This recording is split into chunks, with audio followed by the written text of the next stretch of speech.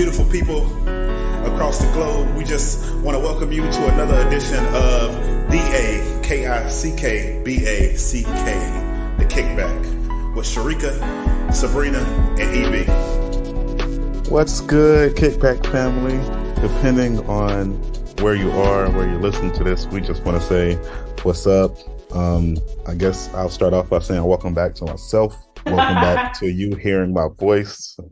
Welcome back to hopefully you haven't been missing any episodes, because I'm just thinking of the last, at least the last two specifically, talking about Kirk Franklin, which quick documentary on YouTube. It was already recommended. I encourage you to go watch it, especially, and let me take it back, because I was about to say especially for those of you who may come from broken homes with absentee fathers or whatnot, but I would say in general, because maybe you know someone and maybe that can be somebody you can share it with. Like, we can share it on the pod, but we don't know everybody's personal situations and stories.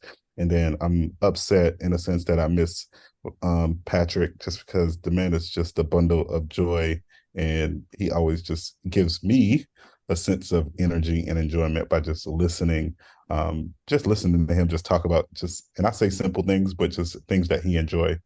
So if you missed those last couple episodes, we encourage you to go back and listen. And if you don't even know where I've been, I'm sure we'll get into it. My temp is on, I don't know what the temperature is on cloud nine, but I would say that's where I'm at. So many good things, great things been happening in me and my wife's life. And so, yeah, I don't have a song for y'all, though. I don't, not this time. Sabrina, Sharika, how y'all living? How y'all be? I have been a hot mess, I'm not going to lie. So doing a bit of travel here and there for work. If I had a song, I was going to choose, would y'all consider this a song, I'm late for a very important date, from Alice in Wonderland? Do y'all remember that? Wasn't that like the little rabbit?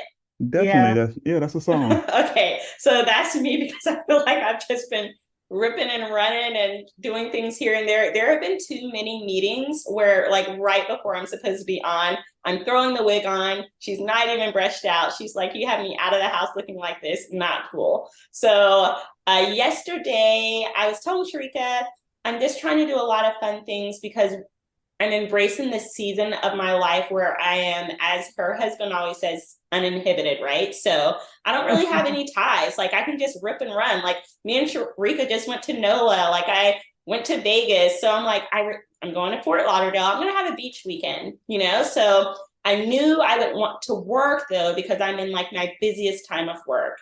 So I'm heading down there. There are these really cool businesses that offer like office spaces that you can rent by the month or even by the day. So I'm like, okay, I'm going to leave at like 4:00 in the morning so I can get there like around 8. I start work around 9, settle in my office space. Dope.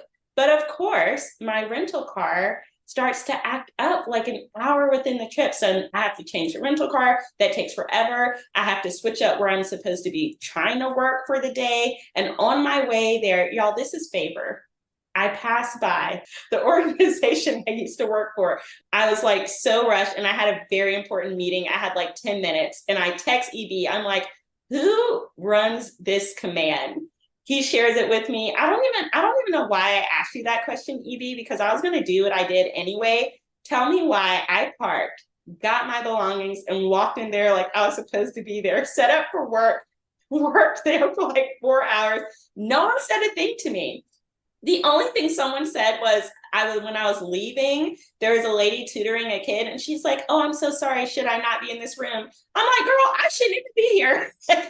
That's ridiculous. But also, I'm so thankful for a community where I know any city in Florida, probably any city, North and South Carolina, probably not so much Texas. I didn't do as much work there, but like, I like that I am still so connected to that organization that I could, if I'm in a bind, just show up and be like, listen, I need to work. I need this space. It's fine. I didn't know who the commanders were of that particular city, but when I asked Evie that and he gave me the name, I knew had they seen me, they would have been okay with it.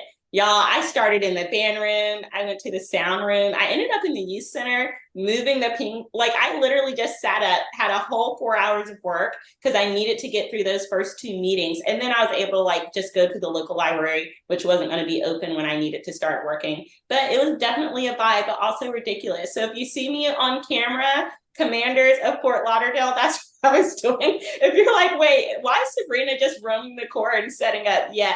And they started a whole home league program in the like space that was beside me. So I'm like in here talking to my leaders, running meetings, and I can just hear the home league ladies singing praises to God. It was honestly a vibe. But yeah, that's what I mean. I'm late, I'm ripping and running, I'm being absolutely out of control. Sharika, are you laughing because you know that's facts and any of us could do that? Like in any city? Like, look at how the Lord provides, okay? He made a way out of no way. Evie, what about you? Don't you feel like, well, you still work at DH? Well, I shouldn't put your business out there, but No, yeah, you good. I definitely feel like I could though. Like even if I didn't, I'm not. That's not something I would stress too much. That's just like even being back home. Like it's not in a bad way, but it just be weird at times when I won't say weird. Let me take it back, just because some of them actually do listen. Shout out Miss Parker. Shout out Miss Larkins. Just naming some much couple teachers who I know listen to the pod. love it.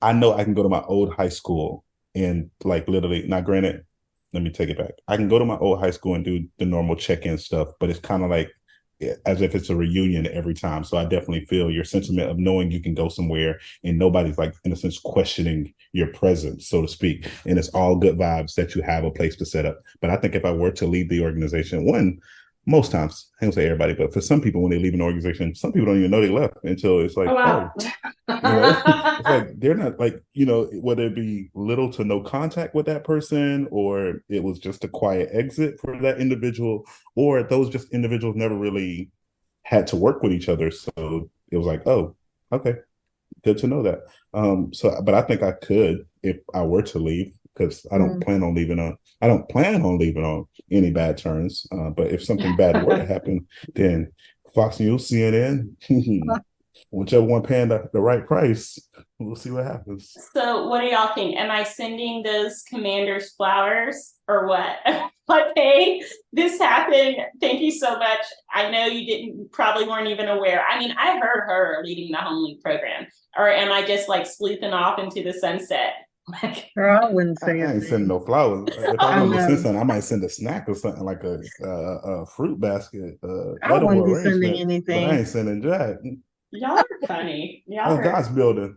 Honestly, I know it was the Lord too, because when I was in the parking lot and I was like freaking out, I called that second because the business I was using, they have more than one location, and I was not going to use their downtown location because I felt like it was just really busy. But I ended up having to, because my original location was so far, I would not have made the meeting in time.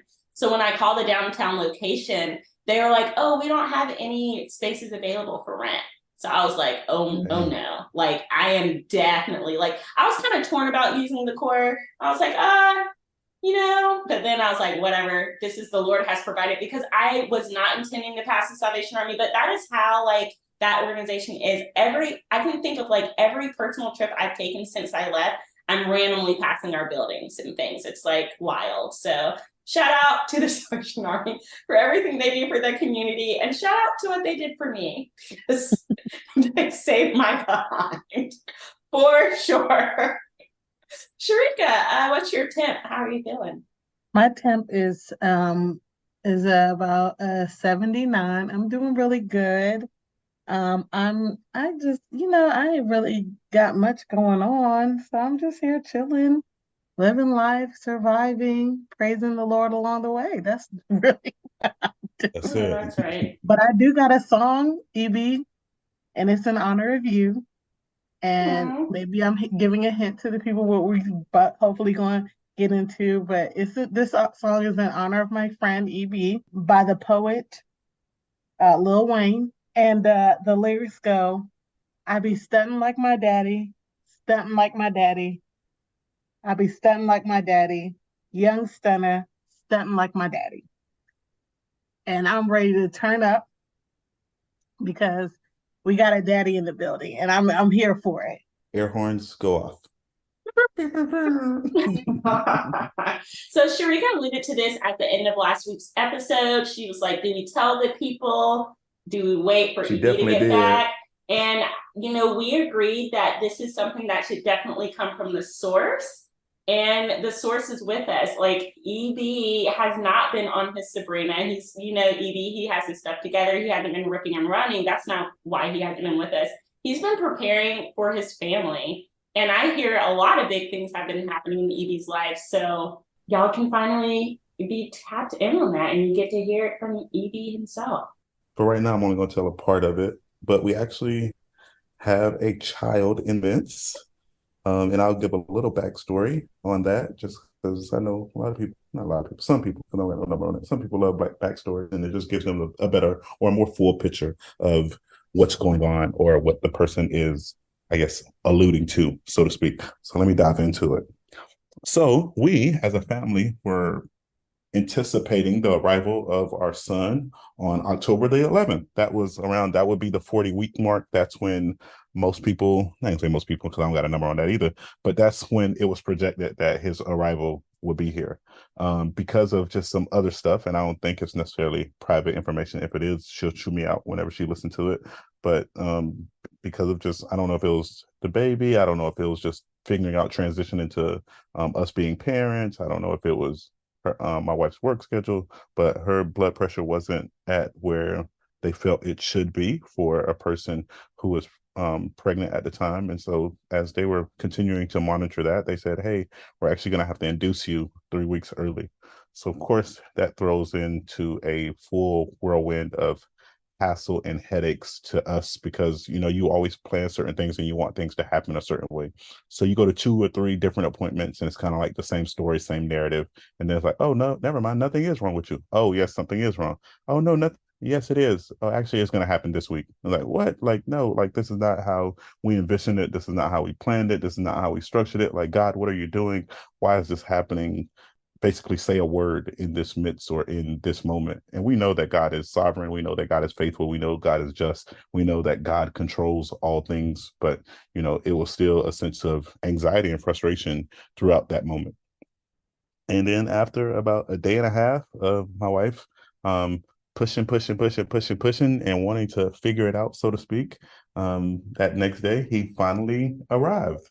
And it just like everything just changed from full anticipation and anxieties and I guess nervousness. It was just simple joy and peace of watching what she was able to do. Now, I think most people who know this, and I say most people, I would hope all people, but I know most people know this, that women are essentially just superwomen. Like all of us are here. We breathe life because God gave some form of power and wisdom and courage and boldness to a woman to have each and every one of us. Now, not to dismantle or to say, hey, your dad had nothing to do with it. But for the most part, it was your mom who had to carry you for however many weeks and months and then had to, in a sense, give birth to you, give life to you. So we thank God for that.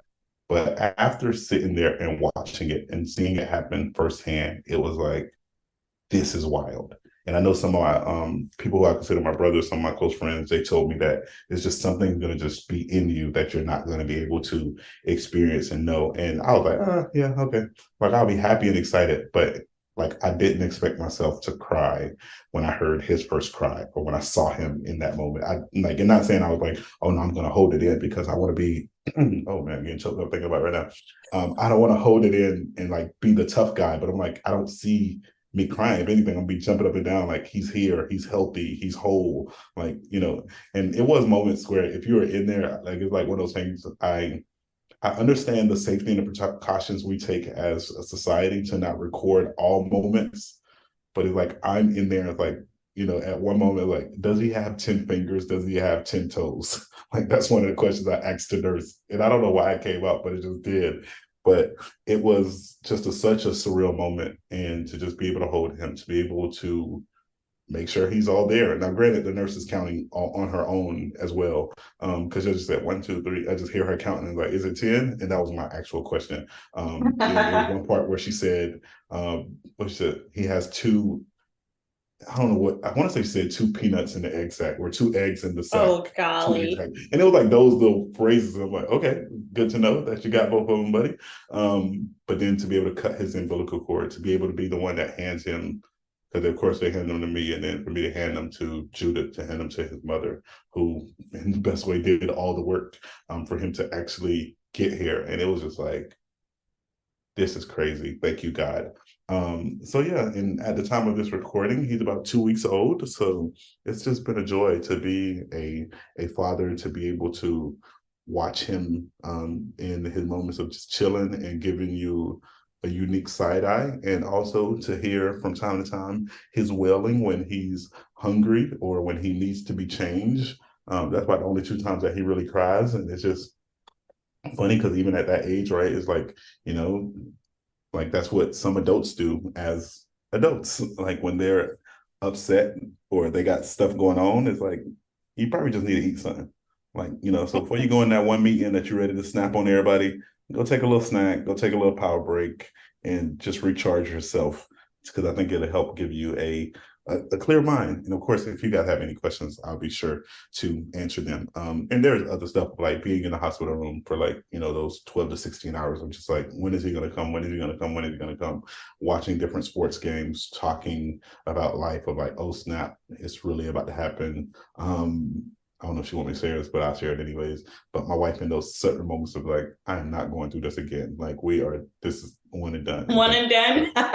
After she gets them, she's like, I don't know. Like, I kind of do want you to have your girl. Because I always said, I just want to point a girl. But the problem with that is, right, you can't, and I say you can't, I know there's now science and stuff that you can try to dive into, but I wouldn't want to go through that route. I'll let nature play its course and let God do what he does. I'm not playing with medicine to that extent, just because some of those things, like we all know when you read medications and all of those things, there are always causes and effects to everything that we do to our body. So it's like, I don't want to add any pressure to that because, yeah, that can get just different. But yeah, so some days I'm like, we might try for another one and have another son. And I don't know if I want that. No beef. I think it'll be great, but I just don't want to be that guy.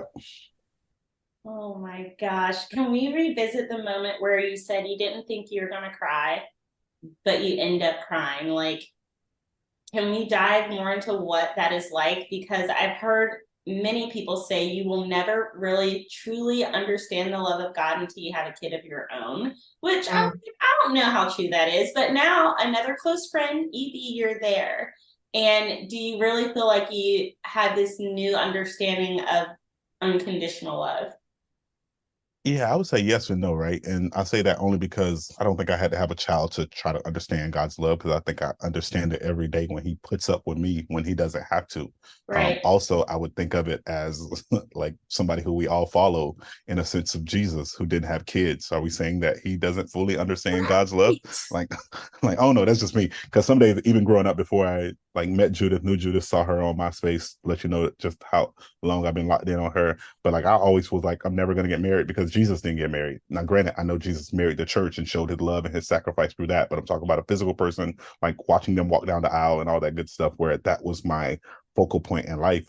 But just in that moment, because I know I heard even some people like with the nervousness and anxiety, I had some people, shout out to the people who really pour life into you. And I encourage everybody to try to find those people in your life when it was like, I don't know how to explain it. This was some people telling me, I don't know how to explain it, but trust me, you and Judith will figure it out. Like, yes, parenting is hard, but something just goes into you where you just go into that next gear. And it's like, oh, dang, like I really am doing this day in and day out. Like I can figure this out. Or you're learning together and it just grows your bond with each other. But for me, it's like, outside of the stress and the nervousness, I'm joking with myself at times. And this is in my head. And sometimes I verbally said it out loud, but I'm like, I don't even know this jit. And this jit got me stressing out.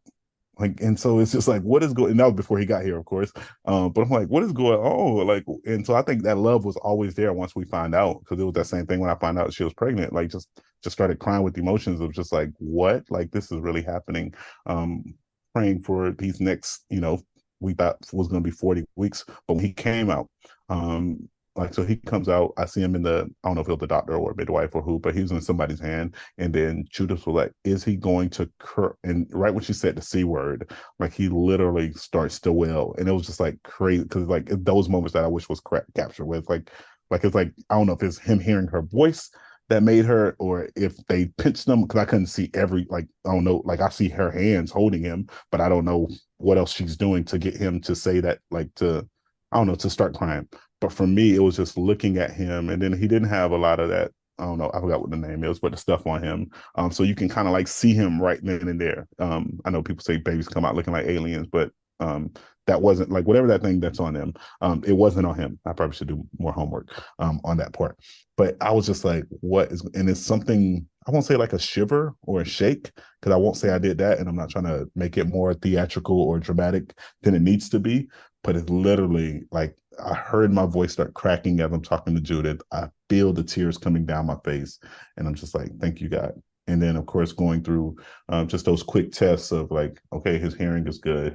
He seems like his senses are there. His voice is there. Like he can cry, and they're counting all that stuff. And I'm just like, God, you really did this, and you really used Judith to make this happen. Like in the best way. I was just there, like played a part in making it happen, of course. But I didn't have to carry him for those 37 weeks. I didn't have those hip and back pains during that time. I didn't have to sit there for 16 to 18 hours trying to push to give birth to him. Like I was just, a holding hand, or, hey, what else do you need? Do you need water? Do you need something to drink? Do you need ice? Like, help me understand how to help you during this, because I don't feel like there's much I can do outside of just wait with great anticipation. So I don't know fully how to describe that feeling, but I won't necessarily say it gave me a deeper understanding, but it does show me that how a person can love something unconditionally that they don't fully know, because I don't feel like I fully know him yet. And as he continues to grow into his own person, which I'm sure he'll get some attributes by his parents and by society and by family and maybe friends and by just the world that's around him, I would hope that he would know that he has I would say 2 parents and also a village of people who just loves him unconditionally for who he is. And sometimes might have to thump him in the head when he does things that goes against who he is. But as I don't see myself necessarily beating him or whooping him, but it definitely would be, some love taps to let him know, like, hey, you're still a person, and there's a sense of care that comes with knowing who you are. There's a sense of obedience that's required for you to, I would say, be who you are, not because of me, but because that's what God wants for you, and trying to show him that as best as possible, mainly through our actions, and just hoping that it clicks with him as he lives his own life and becomes his own person. What I'm hearing is boundaries and discipline, which I think that is like one of the greatest forms of love. Oh, definitely. Because you want them to be free, right? Like, I don't know. And I know sometimes people say don't raise people how you were raised. And I won't say it was fully that, but like, I look at being the last of 13, like it was weird seeing, just the other day, one of my brothers texted me and he just say, hey, I know you're the baby, but I just want you to know that you're the oldest. Like you're the one to go to college. You're the one to get the degrees. You're the one to stay locked in church. You're the one to get married and have a wife. You're the one to have a child. You're the one to go on to do these things. And we all had the same upbringing. And he said, by the way that you live your life, you're the oldest. And he's a brother that I always looked up to. Whether it was in and out of prison, whether him beating people up, whether him kicking down doors, whether it's me hearing stories about like this legend of this brother that I was and like that he was, and I never seen those things firsthand. I've seen a couple fights, but not like the way that people would describe them. Like people would see me and literally be scared of like, oh, you so-and-so little brother.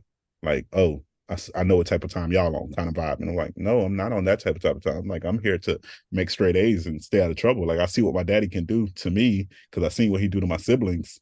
And I don't want that type of discipline or love in action to happen to me. So you won't get none of that extra stuff out of me. I'm here to pay attention. Whether it was a homeboy, a homegirl, a teacher, a principal, school resource officer, like it was those moments that like kind of helped me shape to be like, okay, thank y'all for y'all example, but I know not to be like y'all 12 in certain aspects, but there are some things from the 12 of you guys as my older siblings that I can glean from to help me be the best version of myself. So, Evie, you were saying like, so they don't let you like record in the hospital? No, well, let me take it back. Some hospitals, from my understanding, does, but Tampa General, that's not something that they necessarily encourage. I don't know why I wasn't gonna go back and forth with them. Like, it's baby about to be out, not trying to add extra stress to Judith in that moment. They did allow us to take pictures, and I will say it's funny because they don't allow you to record, but while we were getting ready to cut the umbilical cord and they were weighing him and all of those things, the person who took my phone from me, the lady who asked for my phone to take pictures and stuff, she was videoing. like Okay. from our phone for us. So I don't know the full length of the policy. I didn't sit there and read it. It was just, hey, there's no recording. Now, granted, in that moment, we were not able to record. Okay. Because I was just wondering that because you be seeing people be giving birth on TV all the time. It'd be like, how they get to be recording? I I mean, not that you want know. to share publicly, but in a Just moment on where you're keepsake to probably have what overly, you, yeah, yeah, because you probably are, is so much going on in your mind. You may not be fully present. Judith is probably, or the person giving birth is probably in the moment of giving birth. They're not, they got their mind out of all it. over the place. You would want to have something that you could be like, see the moment in it from a different perspective when you're outside of it. I think that would be a beautiful thing. So that kind of sucks that, you won't be able to capture the moment and be able to see really what was going on when you're not fully immersed in it. Definitely understand and agree with you. So it was just that quick moment. I'm like, hey, there's no recording here. And then I was like, Mm-hmm. okay. So now granted, I still have my phone out taking a whole bunch of pictures and on Mm-hmm. the slide recording. Y'all know how I do. Okay. But Yeah. I didn't get the full picture Yeah, of yeah, how I yeah, wanted it from like him yeah, in a sense yeah. coming out and all of those Right, things. right. But so Evie, it's funny that you said you didn't think you would cry. I felt like I just knew you would cry. Not just because it's just like an unexplainable moment. Now, granted, I've never had a child, but people always just be like, I think in moments of your life, sometimes you just don't even know how you're gonna respond. So, but I'm so excited for you guys.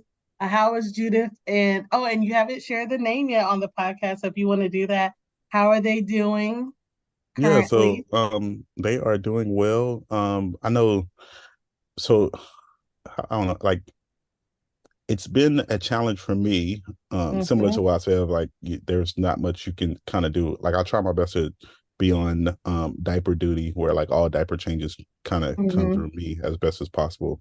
Because Judith is currently breastfeeding, so there is no bottle feeding at the moment. There is no formula, so it's not like I can feed him or whatnot. So it's kind of like all feeding times are, her bonding with our child. And as far as the name, like if my parents were pronouncing it, or if her parents were pronouncing it, or if anybody who speaks Creole, they would pronounce it Emmanuel. But just to be convenient and, I guess normalized for people, because I think mispronunciation will happen even if people try to say Emmanuel. It would just be Emmanuel Jr.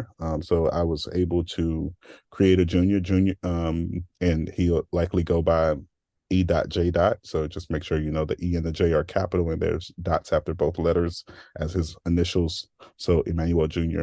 And I was able to give him that name because Judith wanted no parts in that responsibility, so to speak. Um, Oh. yeah, like and I say it was weird, like because now if God were to bless us with a girl, she has already picked out a name that will be for that time if it ever comes, or if she gets to a point where she's like, no, we're never going to have a kid, and we'll just release the name of what it would have been if we did. So I don't know if that played a part in it. Like, it's a boy, you can do this one. If it's girl, I got that one because she's already has a name for a future girl. But she said she wasn't really big on giving kids names and knowing the importance of names. And so I was like, are you sure? So it was like probably about 3 or 4 months of me saying, are you sure you're okay with a junior? Now granted, I never really thought I would do a junior, but then I started to look at my family landscape that there literally are like none, like from grandparents to great grandparents to aunts to uncles to cousins, like none. So I'm like, maybe I can start saying. I'm thinking maybe I can start saying even with like nieces and nephews when they have kids, like what would it look like for certain family names, or namesakes to continue to ring true within our family, or somebody be like, oh, who was that person named after? They were named after this person, or they were named after that person, even if it's like that. Because we do have a lot of Emmanuels and a lot of Manuels in our family, but they're not named after parents. Like, it's me, and I got a cousin who was born a month before me with the same name. And then we got like a couple more who are a few years younger than us, and of course 2 or 3 that are older than us. So it's like 6 or 7 Emmanuel. So it's like it's in our family already, but there's no junior. And then it's just like, and then you start asking like parents, like, what made this happen? And my first cousin one, that's the weird one, because and I say the weird one, and I'll close out with this one on this part, is my aunt had him a month before me, named him Emmanuel. And then my dad had me, of course, then my after named me Emmanuel, but they didn't know because at the time she was living in Haiti, he was here or whatnot. And then it was like, hey, just a heads up, I had a baby. Like, because it wasn't like it's how it is now. You're talking late 80s, so it wasn't like I just get on the phone and call somebody, right? They were like send tape, they'll record tape recordings or write letters, and when somebody's traveling to Haiti, they'll hand it to that person or they'll give them the tape. And that tape can be 3-4 months old because there wasn't direct access to phones for certain parts of the country in Haiti. So yeah.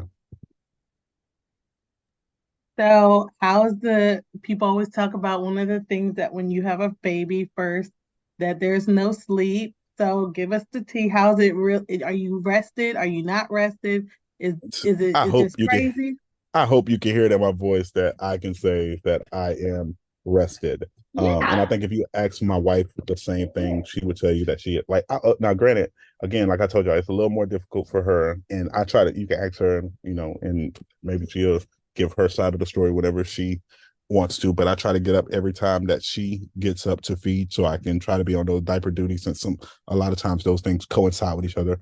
But because of their small stomachs and because of their bowel movements and because of their need to eat, it, like I guess early on, like they're eating 2-3 times throughout the night. So yes, you're waking up, at least for us. I'll just use last night. At the time of this recording last night, it was a 1 o'clock feeding, a 4 o'clock feeding, and a 6 o'clock feeding. But those feedings typically, depending on how they are, 20-30 minutes, and then trying to get him to go back to sleep. But I don't know what it is, and I know I'll use his name because Dr. Adley told me he was one of the people who told me, and he was just like, "It's something in you that you got it in you." Like, but we haven't, and I can speak for myself. Let me say that because I haven't fully talked to her. But most times when people ask her if she getting sleep, she say yes. So, but like, I haven't felt drained. I haven't felt like my life has changed. I haven't felt like things have been crazy or chaotic or like, oh, I feel like I'm about to die or I'm exhausted. Like that hasn't hit me yet. Now I will say one of our mentors or friends, I would say my supervisor, she said that don't stress that right now because you're with him all day. She say for her experience, and she didn't say this was gonna happen to y'all, but she was like, for my experience, the part that hit me was when I had to go back to work and then balance like, oh snap, I was at work all day and I can't just go home and go rest. Like I got a baby to take care of. And wanting to spend that time. And she said that's when it started to hit her. But she was like, after a year, it was like out of the window. Like they start to, manage for themselves in a sense of like being they're walking around. They know where their room is. They know how to get to the bathroom because you're trying to potty train early, or they know how to tell you that they're hungry instead of playing the guessing game. But for us, that hasn't been a thing fully for me specifically, and I would think Judith would say the same thing. Well, that's good to hear. Yeah, I was thinking that makes sense though, because if you're like home and you can kind of, if you need a nap here or there when the baby's napping, you can do that. It might be a little more difficult probably when you're back to working and your schedule's not as open as probably is now when all you're doing is just spending time and taking care of the little one. I've always heard people say they could pick up on their child's personality like right off the bat. And I thought it was ridiculous because I'm like, they're literally a baby. Like they just came out the womb. But I'm curious, EB, like, do you feel like EB Jr. or EJ is already pretty cognizant? Like, do you feel like he's looking at you like that? There's dad, there's mom. I think he definitely knows his mom, but I can't fully say that he knows me yet. And I Mm, would say he probably don't know both of us because sometimes like he'll be on me, we're doing skin to skin, or he's on my chest, and he would think that not to be that guy, especially because I don't know everybody who listens, but he'll think that I got boobs that he can eat from. So I'm like, I don't know if he fully knows that. Now, I also watch from time to time random YouTube videos that shows like what a baby's or vision is like at a month, and what is it at like 3 months and 6 months. So like right now, he's in the stage of just seeing black and white in a full blur. So I don't know if mm. he fully knows. Now that blur could differentiate for him who's mom and who's dad. But when he's on me, it seems like he be hungry and he just like, hey man, I don't know what's going on. I don't know what you're hugging me for. I'm here for the food and the Right. food only. I'm not here for this quality time or this bonding that you're trying to do, sir. But I also think when he hears certain voices, like when he hears my voice and her voice, I think he's cognizant of that, but not necessarily of who's who, if that makes sense. Mm. Yeah. Okay. So those parents were definitely capping. You can't already tell the baby's personality when they're first born. It definitely takes a while, maybe around Yeah. 6 months. Yeah, and I would agree. Like there are some moments when he like hitting with the side eye. I'm like, that might be me.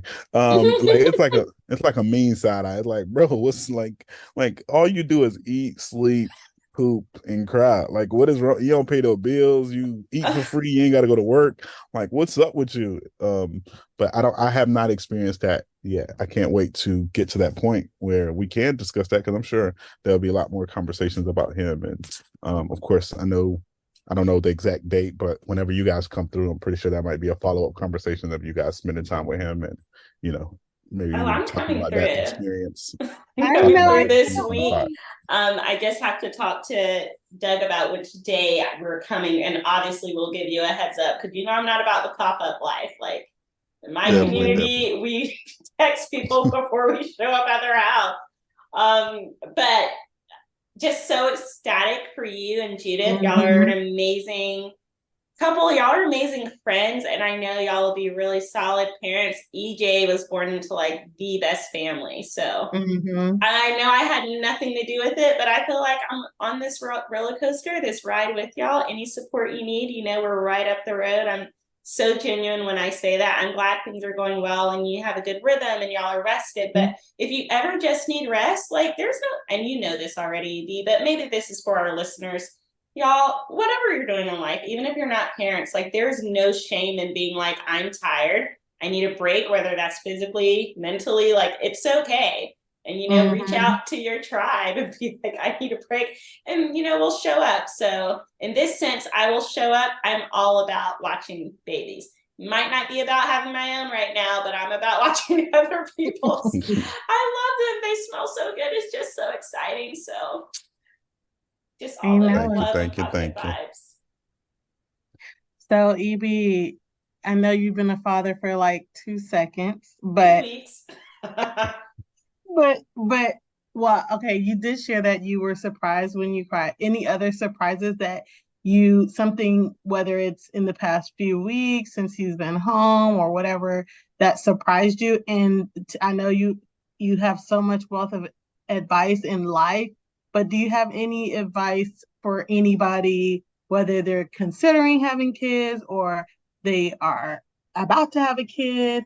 Any surprises or advice you would like to share with, and you know what, how about to the gentlemen, Yeah, specifically definitely. to the fathers I or would say men? to yeah, for the fellas, I would say if you currently have someone who is pregnant, I would say that journey is required for you, her, and however many kids you guys are bringing into the world. So if it's one, it's one. If it's twins, it's twins. If it's triplets, it's triplets. Which even that's a whole different story. Like I don't like dealing with this one at this moment being with EJ. I'm just like I don't know how people do it. Like the 4, 5, 6 at one time. Like how do you balance that? Shout out to y'all. More power to you. But I would say this is a journey for each and every one of you guys. And if you're expecting it in the future, like, or you're wanting it to happen for you, like, make sure that that bond that you have with that person is real. And I know sometimes for some people, pregnancy, and it could be for the guy as well, because I know sometimes people just think it's just, oh, the woman is so emotional. Like I just know that for all people involved, emotions are typically heightened, and you have to find ways to give positive reinforcement that you're there with that person and for that person, that you're not just going through this journey with in a sense with them, but that you are going through this for them as well, like to let them know that they're not alone and they're not isolated. I think that's and again, Judith is her own person, and she'll be able to dive into more if she chooses to, with however means, whether that's a conversation with just y'all two, or if one day y'all just be like, hey, we should have her on the pod and give her side of the story of things, or like Yes. it'll be one of the things of like, I think having a bond with a person that you truly love and a person that you truly care about, it shows just the sacrifice that you're willing to make. And I would say if you're not willing to sacrifice certain things in your life, then I would encourage you that probably a baby in this season is not for you until you get to that point. And for some people, I know it's, fight or flight. Sometimes pressure, we know pressure breaks pipes, and we know pressure makes diamonds. And for some people, that pressure leads them to, of course, one of those situations. Like pressure doesn't keep you stagnant. Now, it could for some people because it leads This them is a stagnant good in word right complacent. now. Like it can leave you stagnant or complacent and then you collapse, but then that's busting a pipe and that's drowning in whatever that is. But it also can make diamonds and things can come beautiful. And I know Sharika had talked about that the other day with her song, right? You make beautiful things out of us, you make beautiful things out of dust. And like, so like God made beautiful things out of each and every one of us. And if you're expecting, especially guys, just know you're going to be able to make a beautiful thing with you and your significant other. Hopefully it's a significant other and not just a fling. But if it happens to be a fling, then again, that sacrifice that you're making is because of that child and it becomes bigger than you. And that's the purpose, or that's the sacrifice right there. Sacrificing something is something that's bigger than you, bigger than that one thing that you're focused on. And sometimes people, men, and I'm saying men just because I don't have a number on it, but I know in this world there's more men on child support than there are women, and there are more men who have abandoned their families. Now we do know there are women who have abandoned their families as well. I know of a few stories that I can tell you right now of people just like, I don't want to be married anymore, and I don't want to be a mother. Here's these kids. I think of one of my cousins. Yeah, we can. Which you probably know one, but I ain't gonna say the name on the pod. Because if you hear, you'll be like, "What?" I ain't even like. I'd be so out of the loop. I didn't even know that was a thing. I'm about to hit the group text right now. Yeah, I can tell you. I can tell you two right now off the top of my head that people be like, "What?"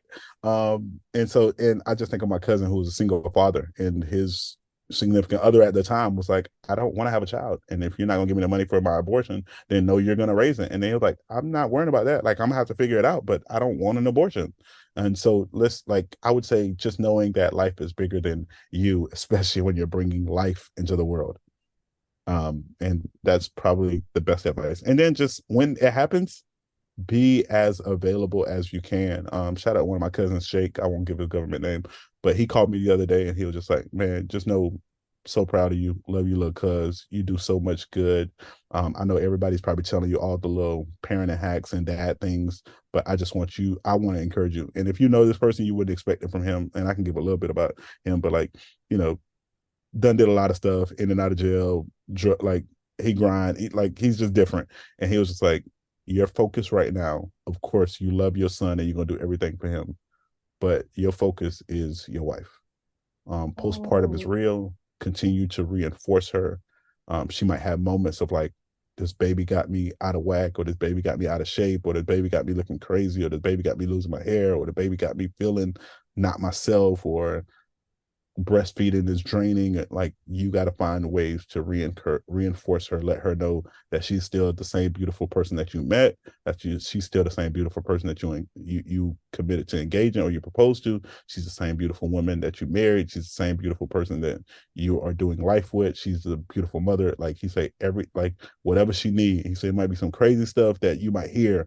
You're like, take those moments serious, because postpartum is real. And so that's something else that I encourage. If you're a new father, or your wife or your significant other or your side piece, whoever, I don't know, whatever you guys want to, if the person that you know is expecting and you're on the other side of that, just be aware of all those things, of looking at ways that you can continue to bond and strengthen your relationship with that person, and knowing or watching out for signs of postpartum and finding ways that you can support your significant other. EB, I was getting chills when you were talking. I love that you had those men in your tribe who are calling you and giving advice.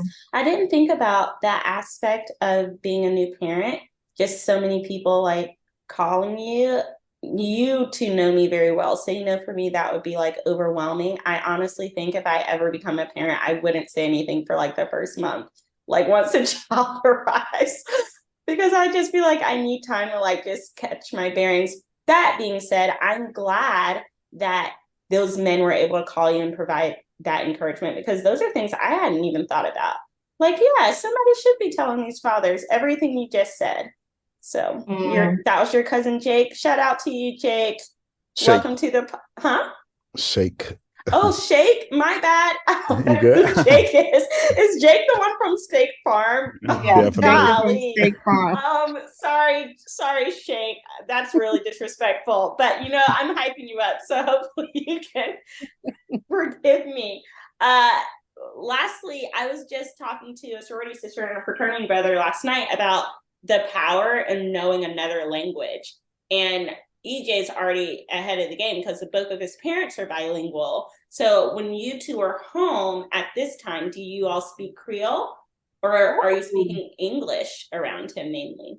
So we've been, I would say a little bit of both. Like when we're talking to him directly, like if I'm asking, "Hey, what's your problem? Why are you crying?" Just to get it familiarized, definitely is in. I would say both. I want to say his mom is doing both as well, but like when the in-laws or my dad comes in, he definitely hearing Creole a little more frequently.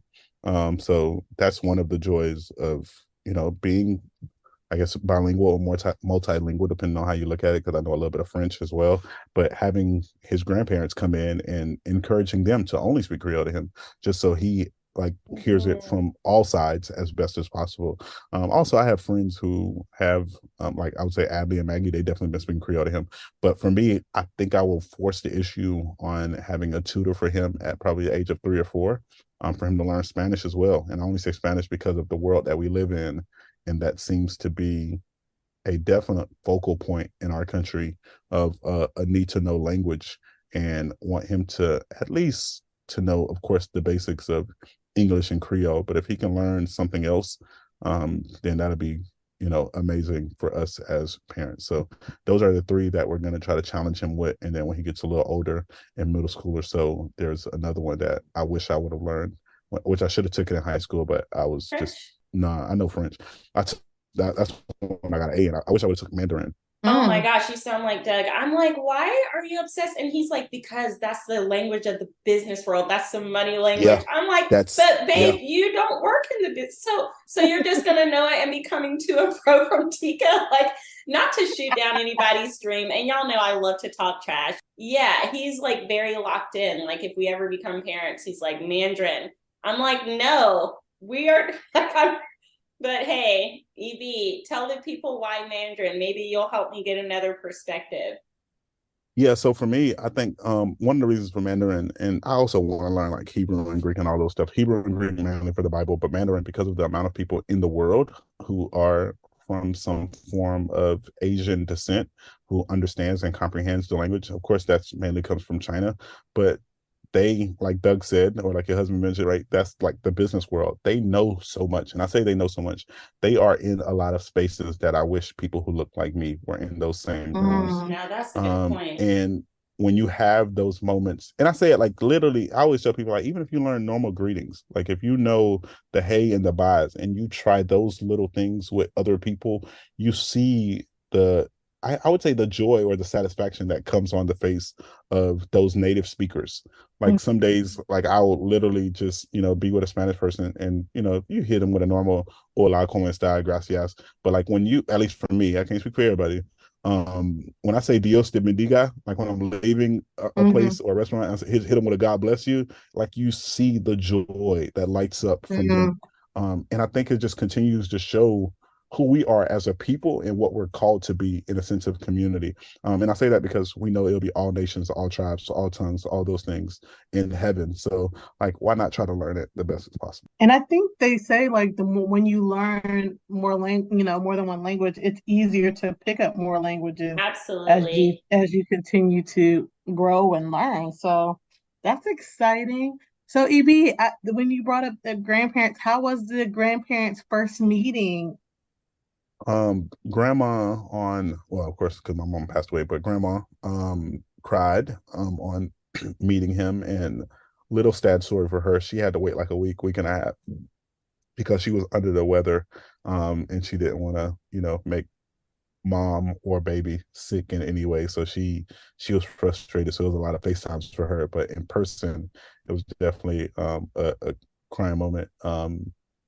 I guess I say father-in-law is her stepfather, but she sees him as a dad, known him from a very young age.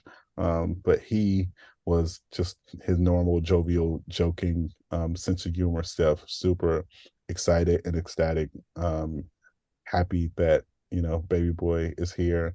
My dad came in with the jokes of like, oh, he crying, he just like his daddy.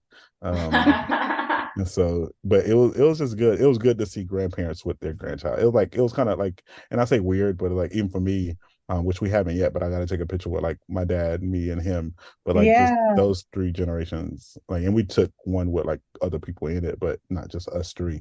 But just yeah, seeing even just that of like, this is dope. Like so for me, on my son already has a better I was say understanding, but a better know of his grandparents than I did. Like out of my four grandparents, I only met one of them The other ones had already passed away. Like my grandparents on my dad's side passed away when my dad was in his young 20s, like literally a year or two before he came to the States. And then my grandmother, on my mother's side, she passed away when my mother was 4. So my mother didn't really have many stories about her. So that was always kind of like a, I'll say frustrating thing, but just something that was different for me. Like when it was like grandparents day in elementary school and all these kids got their grandparents having breakfast with them. I'm like, dang, don't got this. And so I was able to meet my grandfather on my mom's side, but that was the only one. And that was when he was up in age. He was already in like his 70s or so, and heard a lot of great stories about the type of man he was, and had conversations with him. But it was kind of hard because, of course, like I'm a kid, I'm middle school. I knew Creole, but I didn't know it as fluent as he did at that time because I'm still learning in a sense. So it was like some conversation, but not full blown conversation where I can ask him everything that I really wanted to ask him. Like, how was my mom growing up? How was my grandmother? Like, what made you dive into her? Those type of things that I would have wanted to know as just a kid or so. But other than that, it was I think it was a great encounter. And then hearing them, like, grandmother wants to come up or is planning to come up and spend 3 weeks with her grandbaby and her daughter and her son-in-law. My dad is already looking at time because he was like, man, I got enough hours. Like, you tell me when, tell me how long you need me. And so just I'll take vacation to come, give y'all a little bit of relief as best as possible. So I told him, I was like, you might have to wait till we start going back to work, because right now we not saying we good where we don't need it, but it's like it ain't much. Like, she still got to feed him because there ain't no bottle feeding. So she will still have to be kind of like hands-on, and I'm still not working for. This is beautiful. I definitely think I can be remote now. I know last time I told you I couldn't, I was out, but boy. Easy, make up your mind, friend. I don't know. Like right now, I think. All right, let me take it back. It's two things, right? I think I can be remote, and I don't know if it was part of it, because I think I can be fully remote. I think part of it was because of people who was coming by to visit, so it still kept that sense of community and camaraderie. Right. Or the other part of me, or I would like a strong hybrid schedule. Yeah. And also I'll just shout out some people like Anita, Jonathan, Daryl, Rodney, Adley, Maggie. During that time of not knowing the baby, and I'll go quick with this one, not knowing when the baby would actually get here, knowing that we had to go get induced, like they helped transition a lot of stuff from getting stuff ready for me and Judith when we left the hospital, getting stuff ready for the baby. And I'll give you all more information on that forthcoming, probably if not the next episode, the following episode. But y'all will hear that, and yeah, we'll go from there. Yeah, that kind of stuff is huge, and you never forget who was there for you in those moments. So one last thing I wanted to say, did it feel weird, like your dad seeing you as did you feel like I'm a dad now and my dad's here? Like, was that weird being like, oh my gosh, I'm actually a dad now, when you like being in the room with your dad? I would say it definitely is weird, just because even when they was holding them, like, and I would say from my mother-in-law, like, huh, like, that's my baby. You holding my baby, and in the sense of like, you can't tell me what to do either, because that's mine. Like, I can choose to accept your advice, but I don't have to listen. I don't have to listen to your advice. Like, it's my like, So I would, and I say weird in a way of like, Yeah, weird not like a joy, bad word, satisfaction. but like, Yeah. Like a joy, like this is really happening. And I think Judith even have some of those moments, like she'll look at me where I look at her like, we're really parents. Like we really have this responsibility. So yeah. that's so funny you say And that, is because it like a new love feeling when you look at your spouse who's now the mother of your Heck child? Yeah. Oh, it is? Yeah. I heard that. Aw. Because it's like and I say little moments, but it's like, especially when he would like go to cry, I'm like, bro, she's trying to feed you. And then like I know, again, I said it earlier, like, you're not always supposed to raise your, not supposed to, but because there's something that your parents did that you would want to bless your kids with, like the upbringing of being in church or pouring or praying for me. Like, I know my dad did that. I witnessed that. I seen that. I seen him sitting in the car with me. We're driving to school and him dropping me off at BP and like, hey, let's pray. And he'll read a verse and then he'll pray. So like, those are things that I definitely want to pass on or carry on, so he could just see it lived out and not just talked about from the one or two times we go to church throughout the week. But I think the love that I have now is like, and I said it once or twice, and I remember my dad, you said like, hey, you my son and I love you, but that's my wife. disrespect her again, we have a problem. That's so And so, good. and I think it's that type of love of just like, hey, little bit, like, granted, he young now, so it's like he's not fully, he's good. Like, continue to be you. Like, and that's one thing, even for the doctor. Like, we went to go see our doctor. Shout out to Sabrina, because Sabrina, if I remember correctly, Sabrina didn't have the best outcome with this doctor, but he's been solid for me, Judith, and now he's our baby's doctor because You're he's still the with best. Yeah, I still rock with my dog. So even being in me? the hospital, like we text literally just about, I would say just about every day. Wait, you text the doctor? Yeah, So he we was cool. serious about that. Okay, I'm gonna let you finish, and then I'll Yeah, yeah. share with the kickbackers my Yeah, experience. yeah, Go definitely. ahead. So even before this, like even when I'm at camp or I'm feeling some type of way, or if I see like because y'all know, I think people on the podcast know I struggle with eczema, but when I see certain things, I'll text him just and be like, "Oh, do this, do that, or go check in, or that's a derm thing. I don't want to give you the wrong information, all of that." But like when we told him that, "Hey, we're getting induced," and he was just like, "Oh, just text me, like whenever y'all get to the hospital, I'll be there." And then so like he literally pulled up, held the baby, and it was funny because of all of our other conversations, like he's there, and you have these other doctors who come in to check in on the baby, and they see him in his garb, and they're like, "Oh, hey, Dr. Hannah," like they know him, of course, because he does stuff at TGH and at USF, and they're like, "Hey, Dr. Hannah," like, "Hey, like, is everything okay?" And like, "Oh yeah, I'm just, I'm just their doctor and a family friend. I'm just here to see the baby." Like, but y'all the doctors who deal with this newborn, y'all can have them if y'all want them, like that. And then so he just watching him interact with EJ and him handing him off to, I would assume, his peers, because he seemed to know them by name and they seemed to greet him in that same sense of fervor. But it's been cool interactions with people. And then he does get back to the point.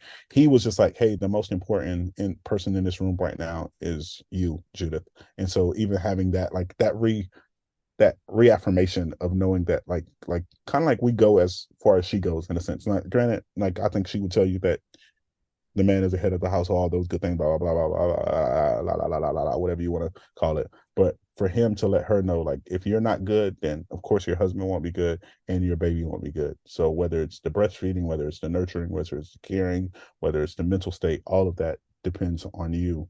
And dad, you have to be as supportive as possible, and you have to look at ways where if she needs relief, that you are up on 2 feet making that happen. And of course, him knowing that I'm rehabbing from my torn ACL, and him saying, like, as best as possible, like, I'm not telling you to re-injure yourself, but just knowing that y'all in this together. But you know that Leah be all right. Take care of your wife. So He's such a solid individual. In his defense, when I left that practice, it was not because of an experience with him. I thought he was great, which is why I was referring him to friends. And I totally forgot I referred you to him. And that was like 6 years or 7 years ago. So I yeah, love that 6. he's still your family doctor and like got to hold your baby. I had a bad experience with the receptionist because I had an appointment. Then they had like messed something up, and instead of just being apologetic and taking ownership, she was like, "I don't care that this means you had to wait for 2 hours and run it back. Like, oh well, this is life. This happens." And I was like, "Well, this is the last time I'll be here." So, but now I regret it because I could have had the cool doctor hit it, and he told me I could text him anytime, and I never took advantage of that. But I can't believe he was genuine and like y'all text and stuff. He was a solid individual.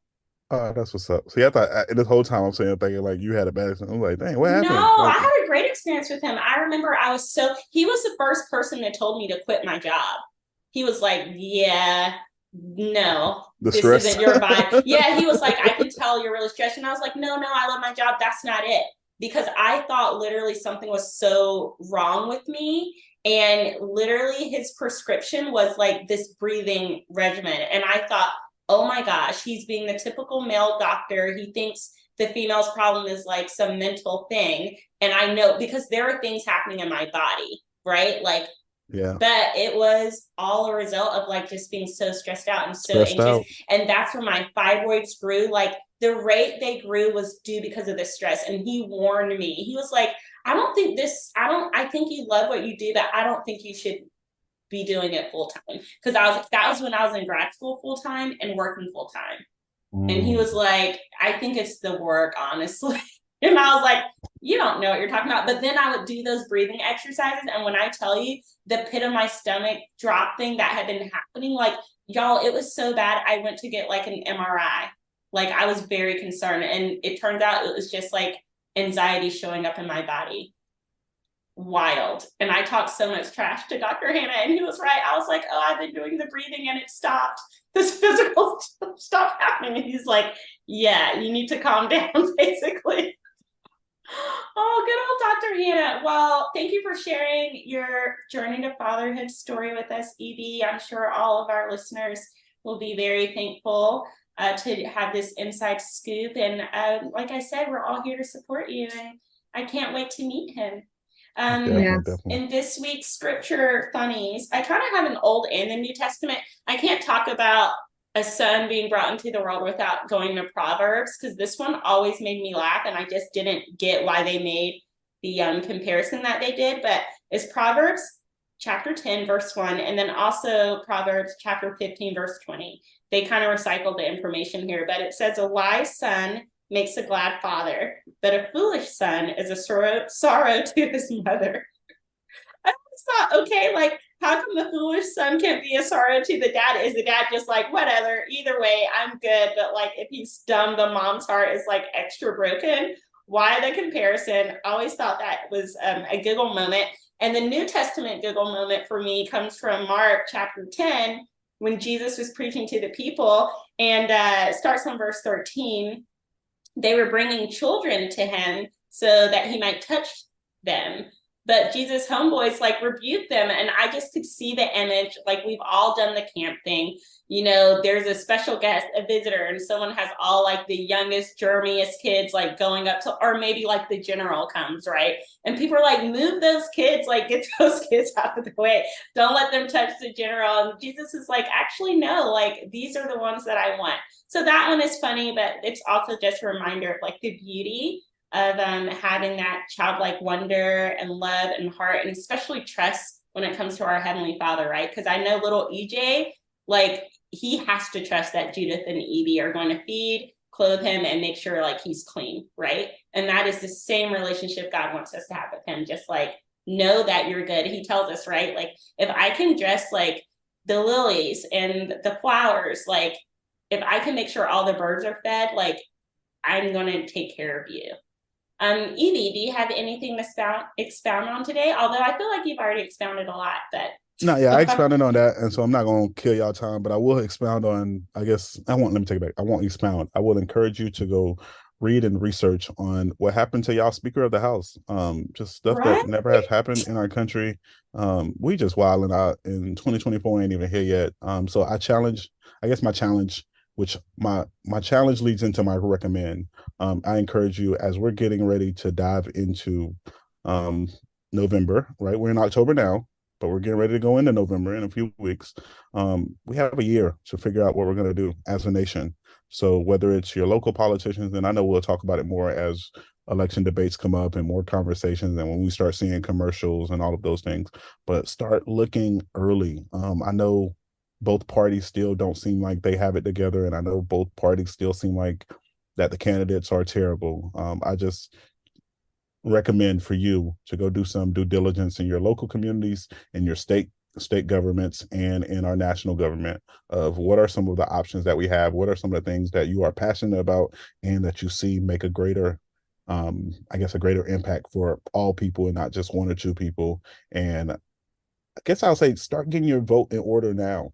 I guess that's the best way I'm trying to word it. So that's what I got to recommend, that we got 13 months to figure some stuff out, and we all got a part to play in it. And for those of you who are just not able to vote because of whatever reasons, whether that's because of past actions that you may have done against this lovely nation, or maybe your immigration status doesn't allow you to, I encourage you to speak life into those who are able to vote and encourage them to do their civil duty or civic duty to go out and try to help make a difference.